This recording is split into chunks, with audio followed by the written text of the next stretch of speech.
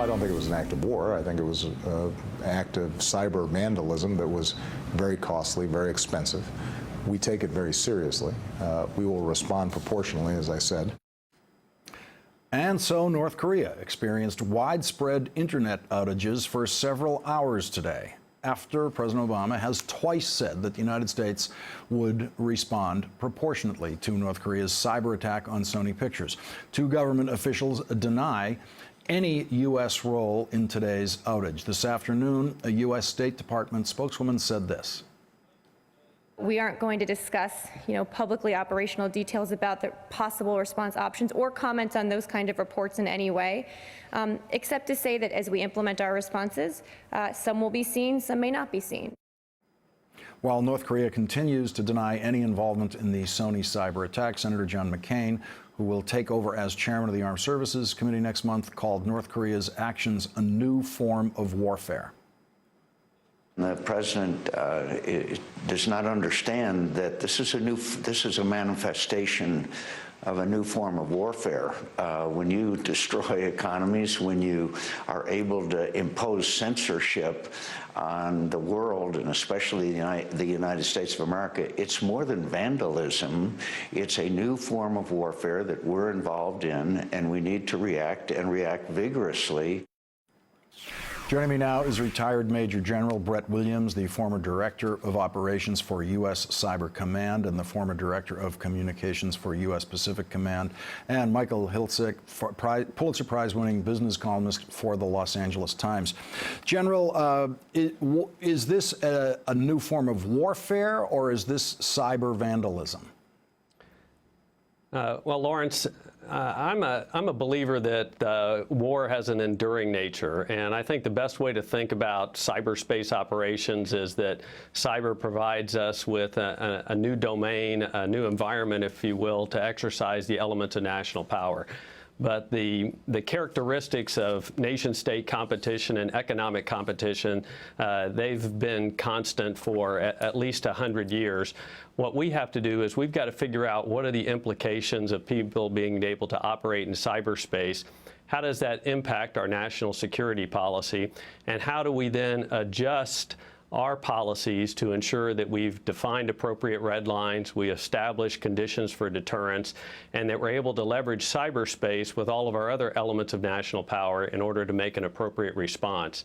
And I think if we do that, that starts to take a little bit of the mystery out of cyber and allows us to put it into a context that makes it a bit more holistic as we deal with the problem. General, what's your reading of what happened in North Korea today, where they lost internet service? Well, with the obvious caveat that I have no direct information in terms of what activities were taken today, I do have experience with being part of those discussions in terms of options, and I would say it's unlikely that this was the result of U.S. action for a couple of reasons. I think, for one, it's not a proportional response that would necessarily create the type of impact we'd want on the North Korean leadership, but more from my direct experience as in Cyber Command, we would look for something that was, I would say, much more sophisticated, much more targeted, something that would generate an effect that would be more likely to target the leadership directly. And I just think that, that this type of a broad-based impact on their internet, if that's in fact what happened, is less likely to have come from the planning at Cyber Command. Let's listen to what Michael Lynton, the head of Sony, said about this. I would make the movie again. I think, for the same reasons we made it in the first place. It was a funny comedy. It served as political satire. I think we would have made the movie again. Knowing what I know now, we might have done some things slightly differently. We would still like the public to see this movie. Absolutely. We have to explore options as to how that might happen, because while everybody comes forward and says, release it digitally, do it on VOD, do this, do that, all of these things are in their own way complicated. Michael, here in Los Angeles, everyone's wondering what's going on over there at Sony, because last week it sounded like when they not only did they pull the movie, but they then, a few hours later, put out a press release saying, have no plans for any form of release. And then there was the public threat to them saying, if you release it, we want you to pull down everything anywhere on the internet that has anything to do with this movie, and then we'll stop attacking you. And now this week, I mean, there with Michael Linton, it sounds like there's new fight. There's a new spirit of fight at Sony over this. Well, I think what we've seen is the effect of time. I think as the days go on and the reaction comes in, the reaction not only from the creative community in Hollywood, but from moviegoers and pundits and everybody else, I think it's beginning to seem more and more that Sony may have overreacted first by completely pulling this movie, talking about maybe never showing it ever. So I think we will see the interview at some point. I think we will probably see it through the imprimatur of Sony. They could put it out. They have their own digital streaming service. It's called Crackle. They own it. They could put that movie out if they want.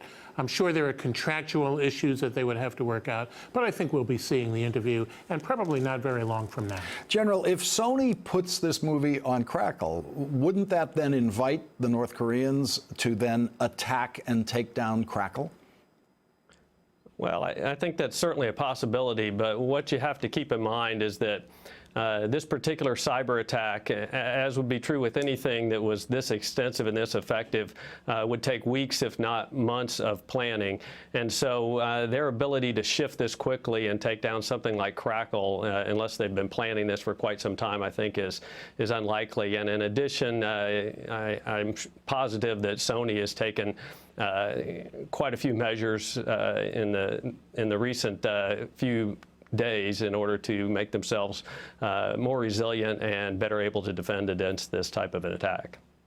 And Michael, as far as how this town is reacting, George Clooney couldn't get anyone who he wanted to sign his petition. He wasn't looking for just other actors. He was looking for real power players and people running studios to sign a petition saying we should fight this last week. He couldn't get anyone. Is that mood changing here in Los Angeles? I think it's changing a bit. I think probably the idea of going to studios, or certainly exhibitors, movie house chains, they're probably not well cast to be the bulwarks in favor of free speech and the First Amendment. They really are about their business model, and their business model is presenting movies and not subjecting their audiences to a threat. So I'm not really surprised, but I think it really was a shame for the industry that they could not come together and have a stronger statement through the Motion Picture Association of America that George Clooney could not get anybody to sign his petition. This is when this town misses Lew Wasserman, someone who had a grip on the entire industry. That's right, somebody with power and respect. There isn't that central figure anymore. Not anymore. Major General Brett Williams and Michael Hiltzik, thank you both very much for joining me tonight. My pleasure.